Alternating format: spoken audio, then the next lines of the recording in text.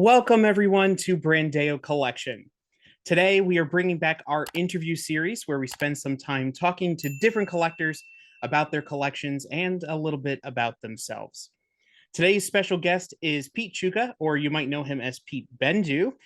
He is a longtime autograph collector and the lead authenticator at SWAU. Thank you so much, Pete, for joining us today. Oh, my pleasure. Took you long enough to ask me. Yeah, I know. I mean, you've been a long time wanted guest, and we're bringing back this kind of interview series. So it's interesting. I thought we kind of kick things off again with a great start and go right into things because your history with autographs and your knowledge of all things kind of entertainment autographs just boggles my mind every single day. So so I thought it'd Yeah, be fun to jump in and have a little bit of a conversation together about it. you could say it. I'm old. One way to say it. But that actually brings me into a transition from that. So my first question that I usually ask everybody is, what first got you into collecting autographs? So what kind of got you into that collecting? I was born in that beginning of the Gen X generation where I think we were kind of programmed to be collectors. Every commercial on TV was collect them all, get them all, make sure you don't miss one kind of thing. It was just literally burned into our brains because a lot of us grew up watching a lot of TV. This is the babysitter for back in the day. Um, it just stuck.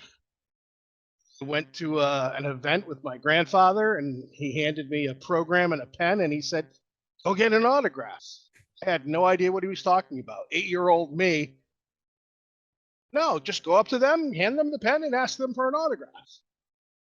And I probably got 40 or 50 autographs on that program that day, and ever since I've been collecting autographs. It is interesting because for myself, I know that I kind of got a little bit of that 90s early 2000s collecting thing where there was trading cards were still a big thing. Of course, there's Pokemon for my generation, for the beginning of that. And then there's, of course, the prequels, the Star Wars prequel films, and really getting into that. So it's interesting, and I'm sure we'll talk about it a bit more as we go along. But it's interesting to see the transition of different generations and how they got into collecting, considering what the collecting community looks like at that time, depending on their when they were born or when they were kind of thrust into it. So Yeah, it's interesting to see that. when I was a kid, every toy, the package said collect them all. Every commercial on TV, I mean, the Star Wars cards came out in Wonder Bread on the package, collect them all. Cereal boxes would have prizes, and you'd see the 4 or 5 different prizes that you could get in the cereal box. Collect them all. Happy Meals at McDonald's, there's 4 different toys over the course of 4 weeks. Collect them all. It's just what we saw every single day. And I guess in that sense, I had an addictive personality and I took it for what it was worth and I collected them all. I think most of us, most of us who seriously really kind of delve deep into collecting have that type of personality. Yeah, you can see all this stuff back Absolutely. here, but even the stuff we're talking about today, all of us are kind of looking for that. I always equate it all the time is that we're looking for that type of connection to the media that we love. So it's that extra piece of something that delves us deeper into those things that those pieces of media that we love. Definitely. So as we go into that, what I mean, I know the answer, and a lot of people who may know you from online kind of know the answer, but what is your primary focus when it comes to your autograph collection? Um, Building sets, I would say. It could be Star Wars. It could be The Godfather. It could be Firefly. It could be, Game of Thrones. If I've started down that path, tend not to give up. and I just make sure I get my hands on some form or some sample of every autograph that's available. That's awesome. And I know that the way that we kind of got introduced, and how some people say that see you online is through Star Wars. So I know that that's a big piece of it, Absolutely. and of course Star Wars Autograph Universe being the main hub right now. And I know we were even talking offline a little bit. You're talking about the Rebel Scum days as well, even Yep. before SWAU. So it's that world kind of brought a lot of this community together. Absolutely. I'm an original trilogy collector. Yes, I have pieces from all the different shows and movies. My main focus with Star Wars was always the original trilogy. And after years of going for every single possible person who showed up on screen, I've I've kind of pulled back a little bit from that. Still collect Star Wars, but I try to focus on those main characters, main scenes, the shots that stand out as iconic. I'm not going to drop a ton of money on some rarity person that shows up in the background hiding behind another character in the cantina or something like that. I'd rather put that money towards a Peter Cushing or an Alec Guinness, a shot with, Ford and Fisher or something to that effect. Trying to focus more on the stuff that long term people will recognize, Mhm. because when I'm gone and whoever gets my collection is going through stuff, I mean, how many people in 25 or 30 years are going to care about, Greedo or, Cabe, the bat alien in the cantina? But everybody's going to know who Princess Leia was, who Han Mhm. Solo was. It's you just got to get to that right mindset. And does that come from, because let's say somebody who's just getting into Star Wars collecting, and I know that it's tricky, especially if you're original trilogy person, and unfortunately we're losing a lot of the people who are both in front and behind the camera of those movies. But is that kind of a thing that just from collecting for how long, you're just realizing, okay, it's better to kind of focus things and pinpoint a little bit A- more than kind of being scattershot. Absolutely. I spent the better part of 40 years putting together a collection with, everybody. I've already done that. I've already got everybody that is obtainable, in my opinion. I can continue getting more Blake signed Greedo photos, more photos signed by whoever, or I could kind of focus where I want to put the rest of my collection.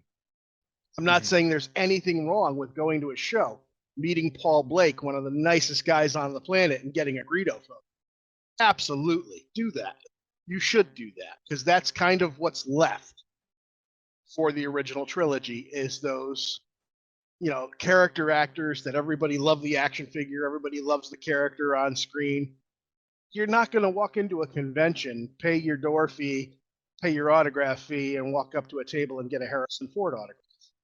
Yeah. You're not going to go up and get a Harry's gone. Can't go there and do that. You can't get Alec Guinness or Peter Cushing.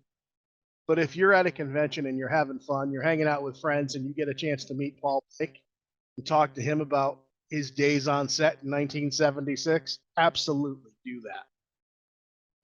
I did that 20 years ago. I Does know that make it's sense? yeah, no, I mean, I'm yeah. trying not to say, hey, this is the right way to do it, this is the wrong way to do it. Yeah. I've already done it.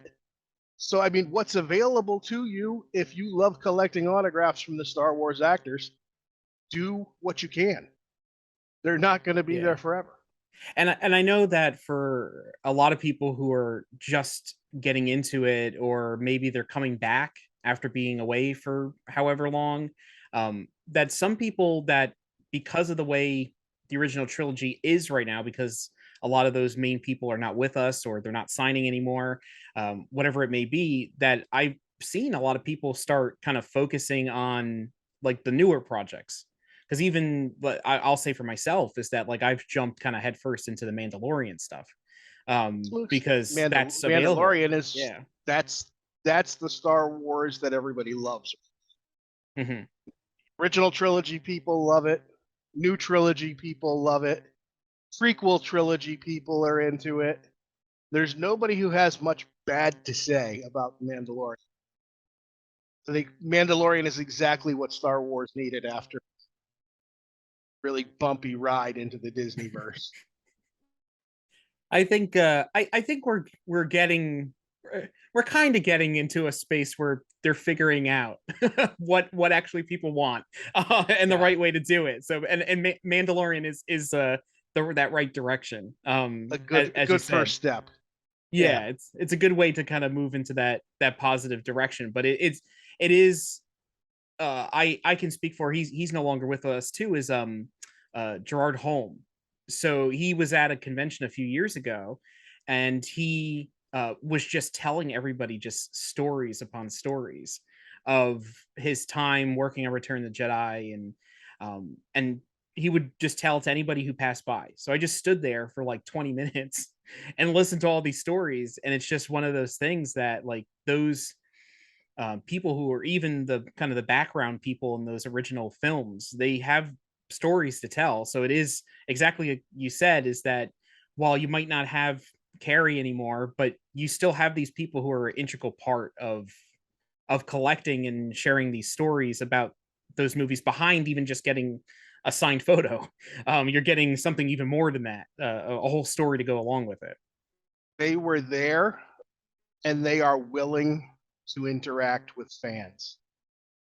Hey, Gerald actually had his own post on Rebel Scum where he would answer questions and he would tell people where he was going to be and what shows he was going to. He took it to the next level. I mean, 20 years ago, it was guys like Michael Sheard. And right up until like 5, 6 years ago, it was guys like Jeremy Bullock. They would happily talk to you about the time that they put in on those films. And, if you were at the right show, sit down at the bar and have a drink with you or have breakfast with you. And the stories they told, not only about making Star Wars and making those movies, but the stories they could tell you about traveling the world, running into other actors that they hadn't seen in decades, and interacting with fans. It didn't just end when the movie finished shooting. These guys, for since the middle '90s up until when they're no longer here, or today, however you want to look at it, they have got some amazing stories just about traveling and hanging out with acting friends and hanging out with fans at these different shows in all of these different cities, states, and countries. They're well worth spending some time talking to them. And it's interesting, like you see the bigger celebrities of the newer shows or the newer movies, and of course they have the long lines for whatever, an autograph, a photo op, whatever it may be, at these shows that they show up with. And then you have the people who were kind of from the original trilogy, or even some people from prequel films or so forth, who don't have these giant lines. Like you said, take that opportunity, because then you have more time. You can spend and sit there or stand there and just kind of have those conversations with them and ask them questions, or just if they're open to it. It's a great thing, and I love that we're easing back into shows again, now within the last year or so. So it's bringing that kind of piece back into the collecting again, with that little extra story piece and that little extra connection, that you can get to the people that you're getting these autograph pieces with. That was my saving grace all the way back at Celebration 2 in Indianapolis. I had spent that chunk of time in the late 90s meeting and talking to Dave Prowse and Peter Mayhew and Billy D. Williams and Kenny Baker and Jeremy Bullock. They were basically the big names at C2 aside from Carrie Fisher. So, I mean, that's where the lines were. I mean, the line for Carrie Fisher, you would stand in that line all day to get Carrie Fisher's. Dave Prowse and Kenny Baker and Jeremy Bullock's lines just kept on going down the hallway. It was a giant hall they were in, but it would just keep on going down the path left in the tables. And that allowed me the chance to stand there and talk to Peter Diamond for 20 minutes to a half an hour, 3 or 4 times through that weekend. Gave me the opportunity to talk to Bill Hootkins and John Hollis and Bruce Boa and Ian Liston and all these other guys who hadn't been around doing those shows. And I had the absolute best time. And today, all of those guys are no longer with us, and people keep telling me, "Oh, I wish I had the chance to meet them. I wish I had the chance to talk." They were there. They did the shows, but most fans were standing in line for Jeremy Bullock and Dave Prowse and Carrie Fisher. Mm-hmm. So, I mean, take the chance, spend the time. Most of these guys absolutely love talking to their fans. Of course, some of them might have a bad day at a convention somewhere and be a bit grumpy. It happens. You just got to talk to them and show them you're a real fan. They do lighten up, and they could be quite animated with great stories. Mm-hmm. I've seen that happen at cons before, where I'll go up and I'll hear, as I'm walking to the line, or if I'm standing in the line, I'll hear stories from other people saying, "Oh, that person was so grumpy," or "They weren't very nice. They didn't look at me. They didn't do this," and whatever that should be, whatever celebrity that is. And then you just go up and you just come across in a nice way. You just ask them how their day is. Everything's going well? And most of the time, they light up and they're just like, "Oh wow, nobody asks about me." Nobody says anything about like I'm a human too. So like I'm not just a thing signing something here. Like if you have that human connection, a lot of times you get more of that positive interaction with somebody. Of course, they have the grumpy days, like you said, but overall, like from what I've seen, is that you just have that nice, just careful, like kind of like disposition when you go up to them. Then it kind of helps that process and makes them a much better experience. Absolutely. So you brought up a couple names in there in the list. I know that you've mentioned before on things. You're kind of you explain to everybody about Peter Diamond and his importance to the original trilogy. And he's somebody that people didn't really. I don't want to use the They word paid. respect, but No, people didn't really go they into had before that. they had no idea who he was. It wasn't Yeah, about a lack of respect. yeah. It's just people never put 2 and 2 together. But I mean, first and foremost, Peter Diamond, hundreds of credits to his name. Films from the 50s, 60s, 70s, 80s, right on through the 90s. He was still working, I think, when he passed away in 2004. Mm-hmm. But I mean, if you love the movie Highlander, he's the first immortal that loses his head in the movie Highlander. He was the guy teaching those guys sword fighting on Highlander. The Princess Bride, that whole sword fight between Inigo and the Dread Pirate Roberts, you know, jumping around the stones and spinning around and everything else. That was Peter Diamond and Bob Anderson. Mm-hmm. I mean, these guys were the top of their game. And when it came to Star Wars, I would jokingly explain it to people that the powers that be decided on 12 original action figures. Peter Diamond is 3 of them. He was a stormtrooper. He was the Death Squad, or Death Star commander, however you want to call him. They changed the name, I think. And he's the main Tusken Raider attacking Luke Skywalker.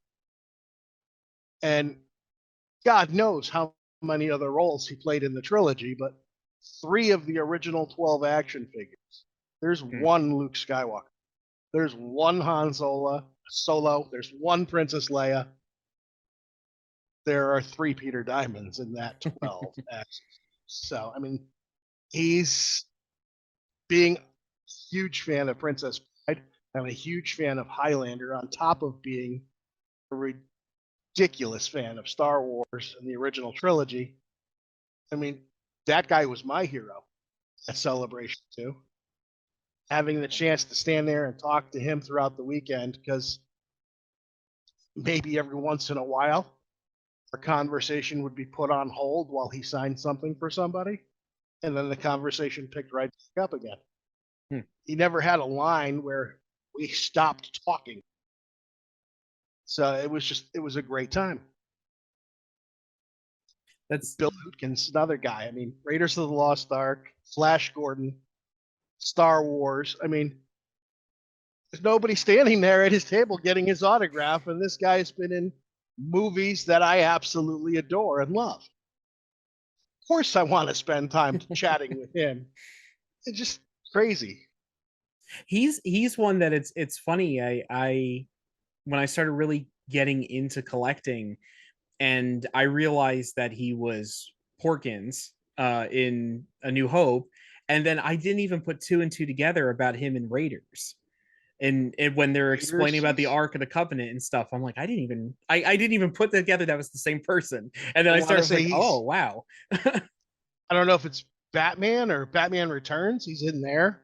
He's another guy with a fantastic career of the small speaking parts in all of these movies. And people just, he's just a fat pilot. No, man. I mean, that's Bill Hootkins. Come on.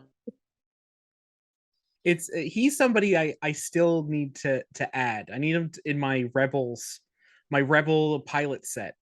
he's one of those people I'm always looking for something. But it's interesting to see all these different people. I know that, like, for me, always being a film fan and loving behind the scenes documentaries and stuff, I always looked up to the names that I heard in documentaries all the time from ILM, like Joe Johnston and Phil Tippett and Dennis Murin and all those people, because they were always in those behind the scenes documentaries that I used to watch as a kid all the time when I wanted to learn how movies were made. And it's those people, the behind the scenes people especially, are very important, and I don't think they get as much credit as they should. They get a lot, of course, but as much as I think they deserve a lot more than they usually get. Without them, you end up with what looks like a high school play. It's the best way to put it. Because without that movie magic and those guys that create that movie magic, you might as well go see a play, because that's what you're going to get on the screen without their special effects. I would recommend that if anybody who's listening hasn't watched it yet, the Light and Magic documentary on Disney Plus will really kind of go and show you how important and how they just made all this stuff up as they went.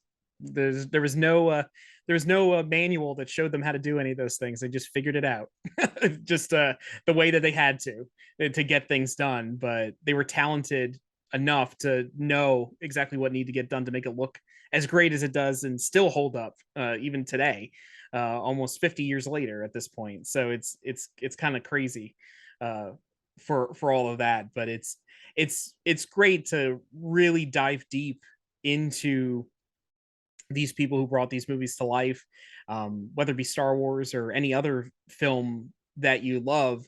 And my thing always was like telling people, like, if you love something, like, dive deep into it, because you never know what you might find, and you might find some things that that you treasure more than just your regular run of the mill stuff that might everybody else might have. You might have that piece or that item that means more to you because it's a little more personalized compared to just the same image over and over again, or the same thing that everybody else has. You have that one thing that's a little more personal to just you. You don't have the same exact photo signed the same exact way the other 4,000 people at the convention got. It's I know, like I have a sketch by Dave Filoni that I purchased last year, and like that in itself is different. I know he hasn't done a signing, but other than Star Wars Weekends, I believe, back in the day.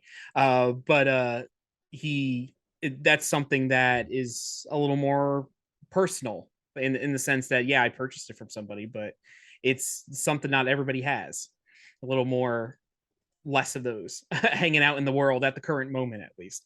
Um, with that, but that actually kind of transitions into it, is that it might be difficult for you, but so you can kind of decide on what direction you want to go in. But I always ask people if you have a favorite item or items in your collection that kind of stick out in your brain when you talk about the stuff that you have.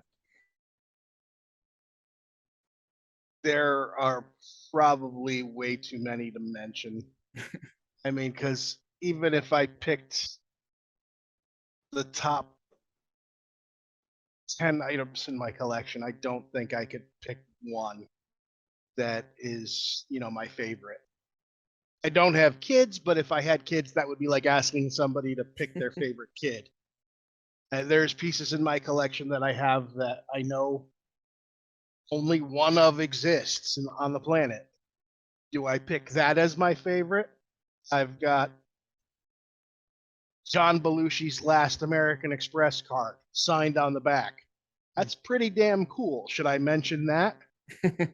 I've got a Akira Kurosawa retrospective poster that hung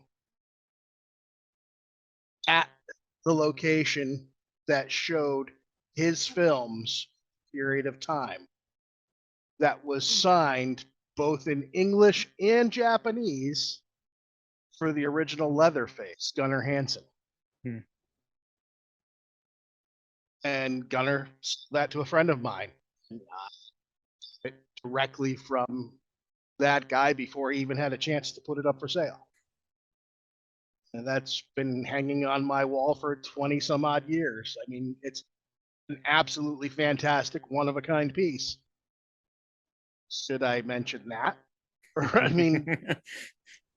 I know of two uninscribed, signed, color Peter Cushing Star Wars. And I've got one of them. Should I mention that? It's just, there's no way to pick just one. Yeah, it's hard. It's not really possible. Yeah, and I mean, if you want to go on I guess the ultimate Star Wars connection is the Kurosawa stuff. Is that because I mean, if it wasn't for his films, then George Lucas wouldn't have a big inspiration for what he did with Star Wars. That's one of the major Star Wars inspirations. Would certainly be a different movie. Yeah. It's and I mean, a lot of other famous films too that came afterwards, but that is kind of the ultimate thing, and those are good. I think those are pretty good ones to mention to start off with, at least. Yeah, I mean, I could sit here and open a file on my computer, and mention stuff that's locked up and put away in a safe, and a lot of them are great pieces that I absolutely love, but picking just one, no. Mm-hmm. So we talked about some of the stuff you have there. Even with a collection as kind of vast and overarching as yours, is there anything that you're still kind of on the hunt for, or something that you just like, oh, I don't have that yet, I've always looked for that? There's always something. Always. I mean, I was talking to my friend Finn the other day, and I said, in all the years I've been collecting, I've never met Keanu Reeves, and I've never bought a Keanu Reeves auto. And it just so happened that he had recently gotten a nice little stack of Keanu Reeves stuff. So I mean, there's always something out there that I either had and sold and no longer have that I would like to replace, or it's something I never had that, whatever reason, I would like. And there are probably hundreds of very minor names here and there that I need to fill in sets, that I kill to get in front of this guy or that, find an autograph from this guy, just to put a set to bed completely and be done with it. Mm-hmm. Because every time I think I've got, okay, the set's done. I'm done now. I'm calling it. And if you were to look at a cast list, let's just say this for instance. You look at a cast list of a movie and you say the top 5 or 6 names would make a great display. And you get those 5 or 6 names and you think, okay, I'm going to frame it. I'm going to put these, index cards around the poster and put it in a frame and be done. And then all of a sudden you either bump into or find, or a friend has an index card signed by cast member number 8. So all of a sudden, okay, now I need cast members. And if I'm going to do 8, maybe I should do 10. So now I need cast member 9 and cast member 10. Or maybe you've got a cast and you've got 25 names, but number 18 is still missing. Looking at the original cast list from the film, can you really put that set together and call it without number 18? Again, it's back to that collect them all mentality that is messing with so many psyches across the planet right now. So there's always something. I mean, I could rattle off every single favorite movie that I have or favorite TV show that I have, and there's always somebody from that cast that I'm looking to add. Yeah, it's funny, like how you kind of focus on one thing and then you're like, oh, it's not done until this. Whatever you Yeah. set it at, and that's up to whatever you personally set that at. where like you said, you could be like, oh, I want just these people, and then you start going down this rabbit hole of, oh, actually I need this and I need that and I need those types of things. It's very it does kind of really scratch that itch of what it is to be a collector of really anything across the board. I can even say, like, on the comic book side of things, that you're like, oh, I have this issue and this issue, but oh, that doesn't complete the run, or that doesn't that doesn't finish the story, or that doesn't finish this character. It's that type of thing too.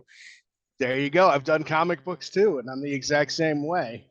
You want to read a story, but you've got 142 issues out of 150. Do you want to read the story and miss those issues, or do you want to wait till you get them all and read it all together, kind of thing? Mm-hmm. I come from before the concept of the compiled editions and the paperback editions you could go buy in the bookstore. I mean, I collected comic books, individual monthly books. So now if I want to read the stories, I got to go buy these books. No, I don't think so. I already have the comics. I'll wait till I need the comic. I find that one that I need. Yeah, it's. I mean, I'm the same way. Is that I prefer the individual books over the put together versions. Even though nowadays you get a little bit easier with some things, so I don't have to handle them with the online versions of the books. But it's not the same. It's just not. It's not the same as it would be something physical that you're actually looking through and reading. So the next actually thing I wanted to talk about just a little bit is we touched on the convention experience and meeting a celebrity in person, and I kind of want to transition into just talking for a little bit about private signings, and how that's kind of a thing that's, I know it's been around for a while, but it's really exploded over the last few years just because people were home and everything going on in the world, and it's just become a whole another beast per se when it comes to that world. And I just wanted to kind of talk about like your thoughts on things kind of transitioning that way, and how and the opportunities that kind of present itself based on that. It's absolutely the way of the future right now. As much as people hate to hear it and hate to think about it, the whole in-person autograph game, it's gonna go away. Between pandemics and flus and things that are, out there in the air, celebrities aren't going to want to stop, touch your pen, touch your stuff, deal with you in the streets. It's literally going to be that type of thing where people have been tested. They're in a environment where the celebrity is comfortable with a small number of people, and they'll sign. And that's going to be it. And I think that's really the wave of the future. Not only are you going to get a better product, you're going to get a better signature on a piece that isn't crushed in a crowd, rained on, or anything else that you're dealing with in the streets.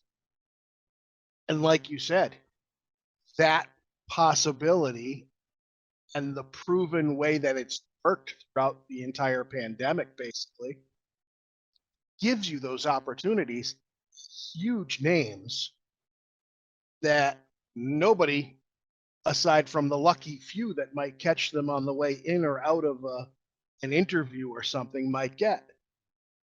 The last couple times I went into New York, Letterman was still on, okay? Mm-hmm. And the last time I went into Letterman for Harrison Ford, there had to be 300 people there. Between paparazzi on one side and autograph seekers on the other side and people that wanted pictures with, easily 300 people there.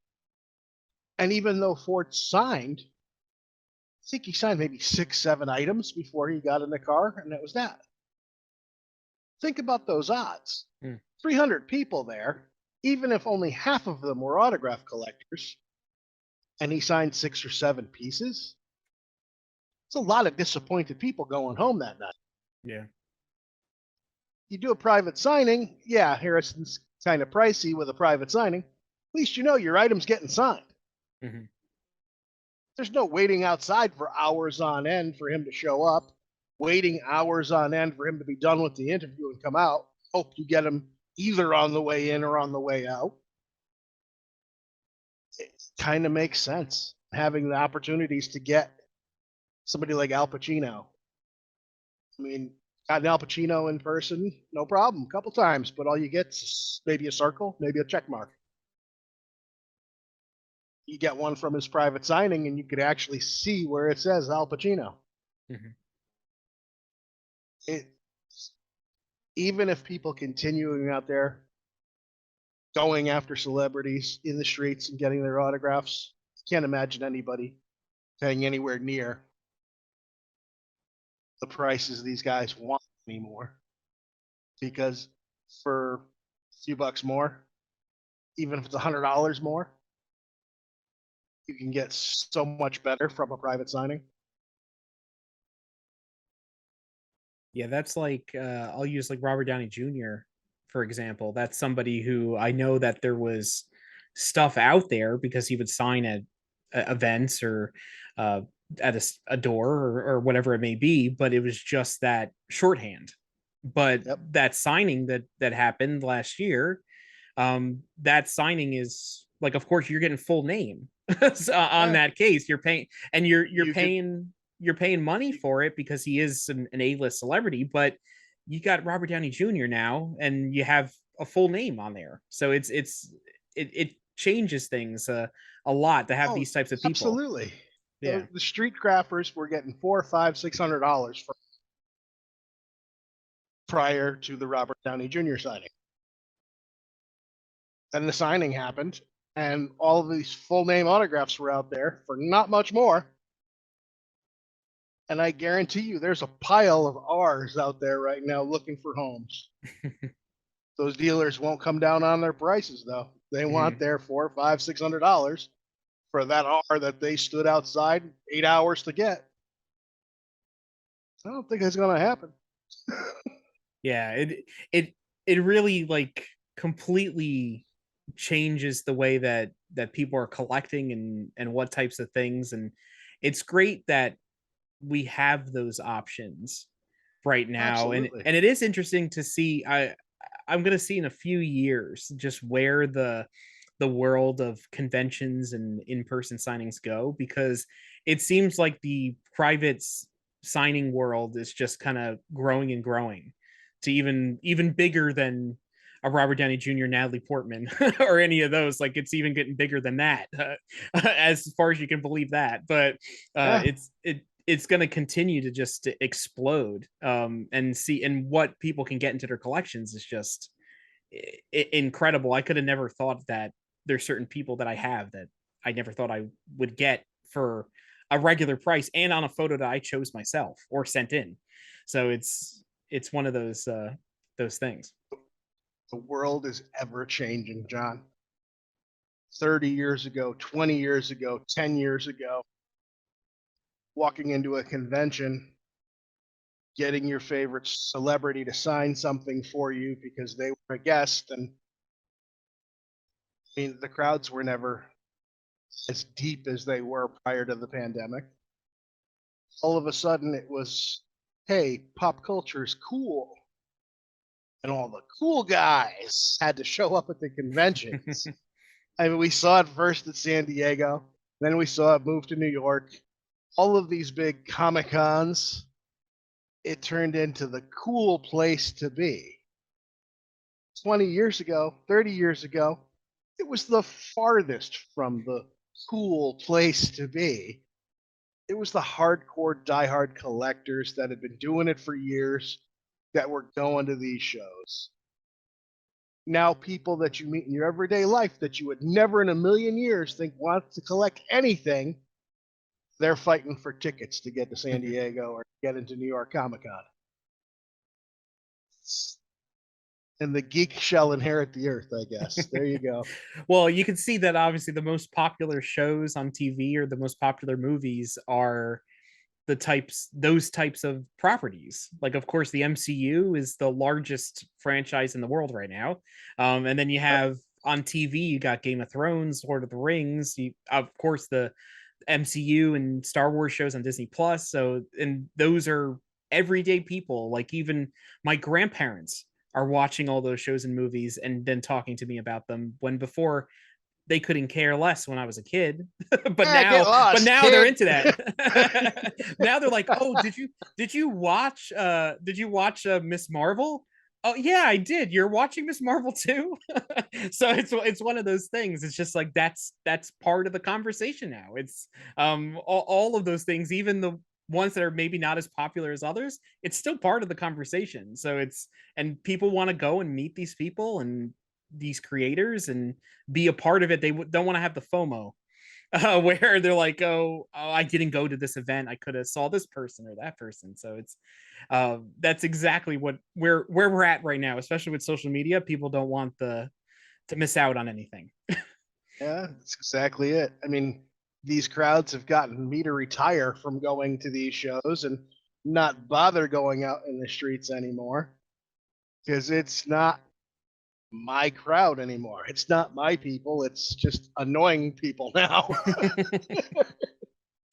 Yeah, it's I don't know if I've reached that yet, but I know what you mean. I know what you mean sometimes, but I mean, it's you could walk into a yeah. convention 20 years ago and literally anybody in the room you could have a conversation with, and you could be on the exact same level, the exact same headspace, talking about whatever property it is that you choose to talk about at that time, whether it was comic books or Star Wars or Star Trek or whatever. Everybody was a fan and probably a lifelong fan and could talk to you on any level. and it's just not the same anymore. You know, there are people in those crowds at those shows that they saw an episode that was cool. And a friend thought it was cool, so going with their friend to be in the crowd. It's just not the same. Yeah, it definitely changes the dynamic, and it goes back to what we talked about earlier too, where I think that's why sometimes some celebrities may come across a little more like they're being put through the meat grinder per se, for lack of a better term.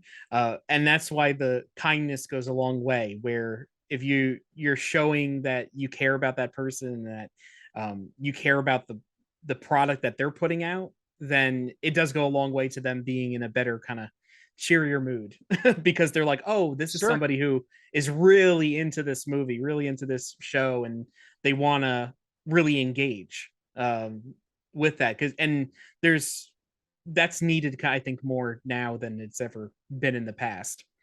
Um, with that. But I actually wanted to transition to something else, just because I want to make sure that we discuss it a bit.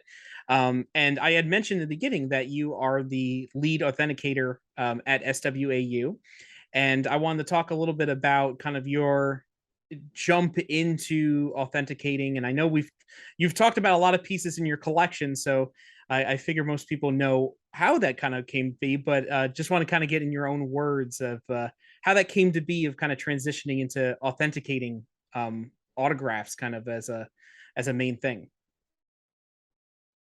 It really and truly boiled down to just doing it online for my friends for years, a decade plus, maybe 2 decades. I don't even remember anymore. But I mean, people would ask about this or ask about that. And I was always happy to help and, give an opinion kind of thing. And then with the rise of the third party authenticator system that's in place right now, it just seemed that everybody had their hand out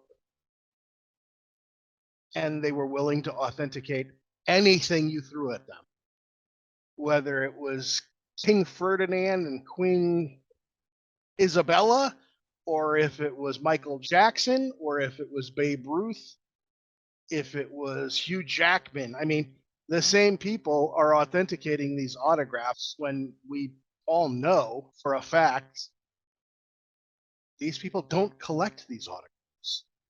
These people likely haven't taken any time at all to learn these autographs.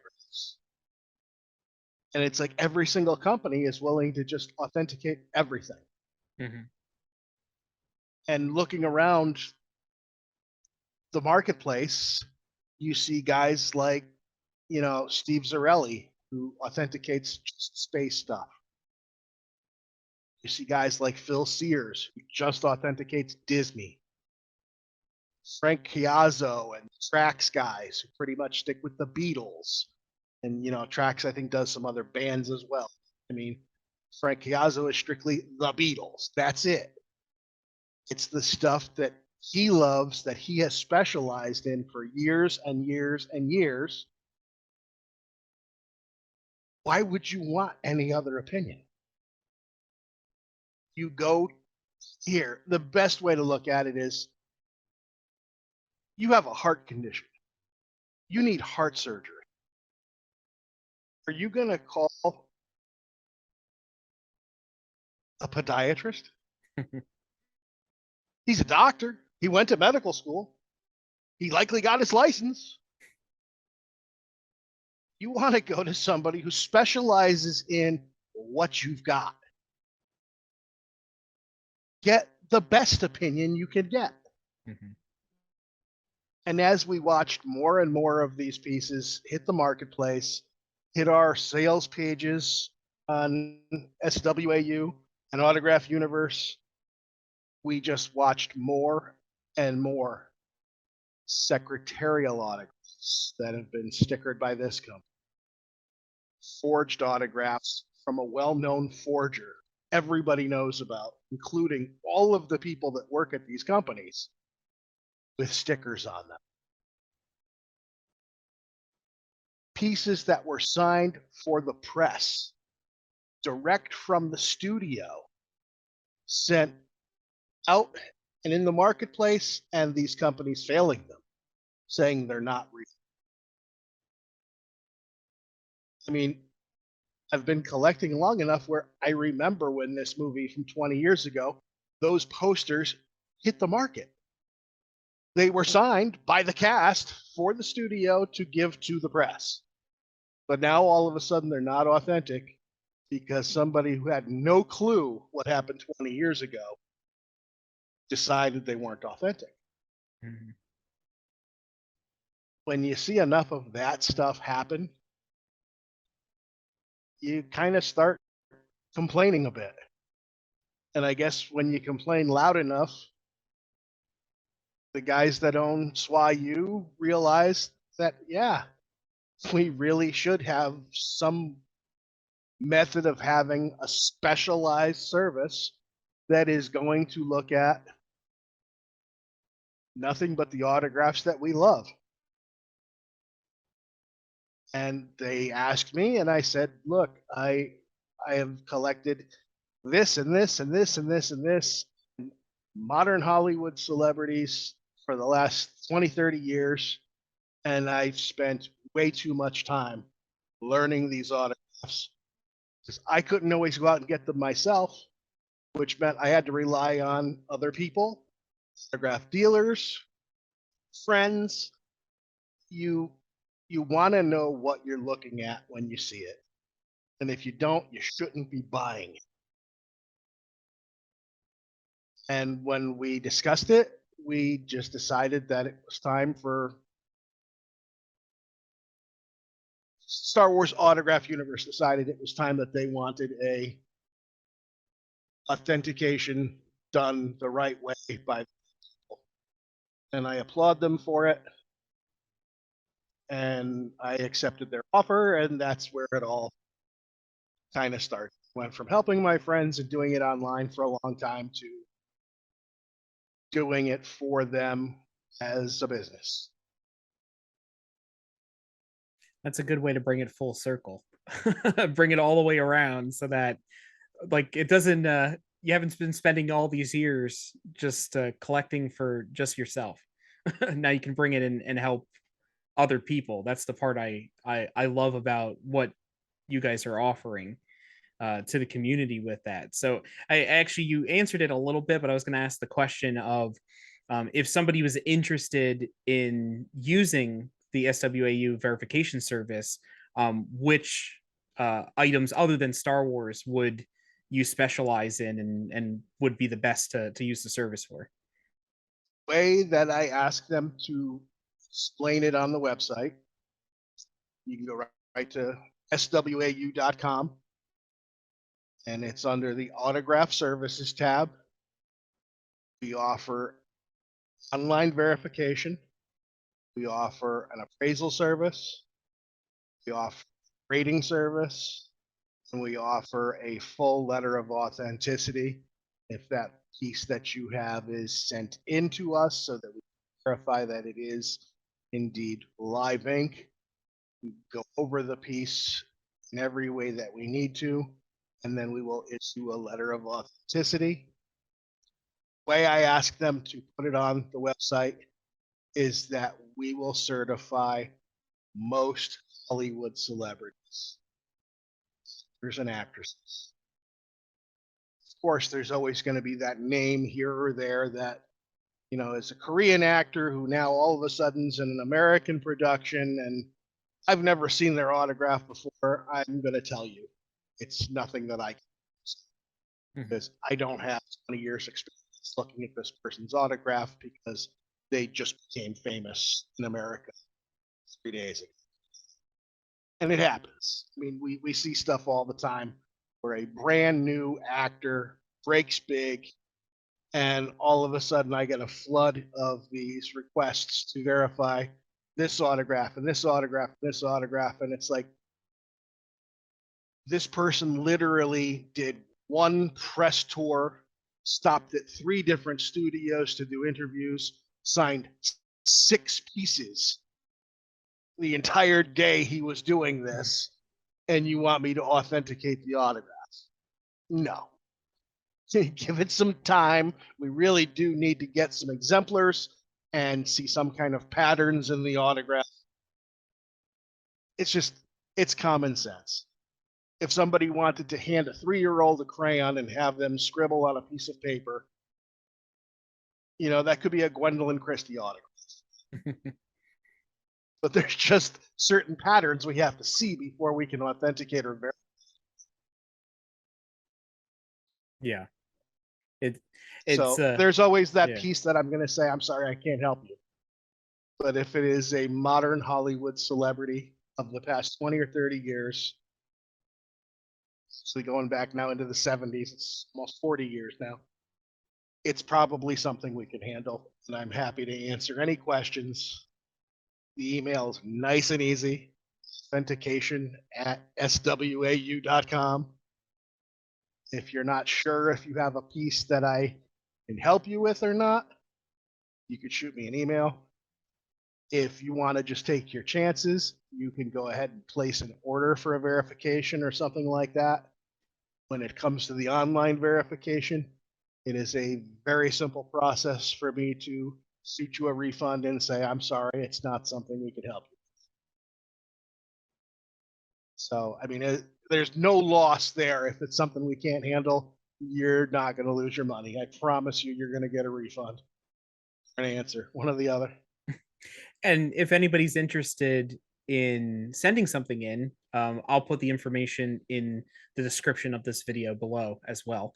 That way everybody can follow that link directly if they are interested in sending something in or getting some thoughts on that. So just to kind of wrap things up, and I know we've talked about a lot today, but is there any parting words or advice, I should say, that you would like to share with other collectors, whether you want to talk about new collectors or just anybody who's been collecting in general, anything that you would like to say out to the collecting community? Take your time and decide what you want from your collection. You just love autographs because you want them and you want to put them on your wall and they make you happy. God bless you. Go nuts. Buy what you love. Buy what you like. Be happy with whatever you get. If you want to be looking at your collection as a potential investment for down the road, think about what is going to be long lived. Buy something that collectors 20, 30, 40, 50 years down the road are going to want, and invest in that type of stuff. And the last thing, can't stress it enough, common sense. Something shouldn't exist, it probably doesn't, and you're probably getting scammed. If it's too good to be true, you very well may be getting scammed. Get an opinion. Yeah. Get an opinion, whether it's the right opinion. Ask your friends, ask another collector who's been doing it a while. Who's the right person to check with? And get some advice before you jump in both feet into anything ridiculously. How's that? I think that's really good advice, and actually kind of going off of that, I want to actually promote a little bit. I'll say, if anybody who's watching or listening in has not already joined the Facebook groups of both Star Wars Autograph Universe and Autograph Universe, I know that you and other fellow collectors from time to time do live kind of walkthroughs of looking at autographs that are not going to pass, or just discussions on different things. So I would highly recommend people joining those communities because they're great resources to bounce stuff off of people and become part of the community, and also you can listen in on a lot of those discussions that are even more in depth than anything we could talk about today. Absolutely. And So stuff as silly yeah, as what color pen you should get something signed in, or yeah. how you should frame something. I mean, those types of discussions are happening every single day on both of those Facebook groups. So I just want to thank you, Pete, again for taking some time and to spend it here with us and go through all the different things that we talked about today. I really appreciate it and appreciate your time. And I just want to say to everybody else out there, if you enjoyed today's discussion, let us know in the comments below. You can also like this video, subscribe to our channel, hit that bell notification to be notified when we post new content. We got some more exciting things upcoming very, very soon, and possibly some more interviews in the future. So, Pete, thank you so much again. And to everybody out there, keep on collecting.